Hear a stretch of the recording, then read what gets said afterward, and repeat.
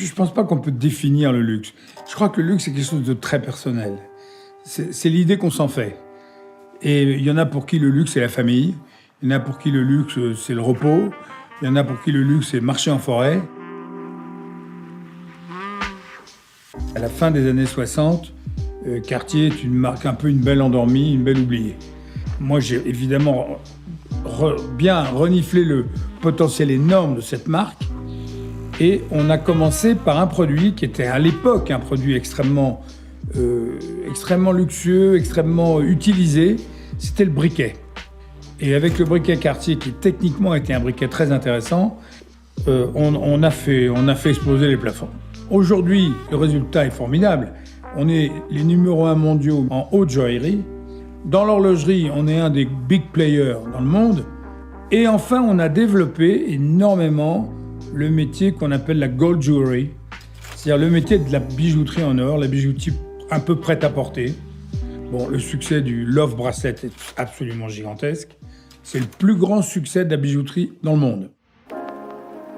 C'est plus qu'une passion. L'art contemporain, pour moi, c'est une présence absolue et indispensable. Et l'art contemporain, on ne s'en rend pas compte tous les jours, mais elle modifie notre comportement dans beaucoup de domaines. Moi, pour soutenir l'art contemporain, j'ai créé la Fondation Cartier pour l'art contemporain. On a été des pionniers dans ce domaine. Bien sûr, j'ai croisé des artistes que j'ai beaucoup aimés, qui m'ont beaucoup intéressé. César étant celui qui m'a le plus aidé à développer cette idée dans les débuts des années 80. C'est une volupté de produire du vin. Évidemment, il vaut mieux aimer le vin quand même. Je n'en abuse pas, mais j'ai beaucoup de respect pour le vin. J'aime les bons vins et j'aime surtout les déguster, faire des dégustations à l'aveugle avec des amis, etc. Et puis se balader dans un beau vignoble, c'est très voluptueux et très émouvant. Ça m'a permis d'acheter un très beau château classé monument historique et de le restaurer. Mais en plus, en tant qu'ancien antiquaire, j'ai cherché dans le monde entier des meubles de l'époque du château. Le château, il est 16e, 15-16e. Donc ça se trouve moins facilement que des meubles 18e. Construire une maison, ça doit être une aventure complète et dans les détails.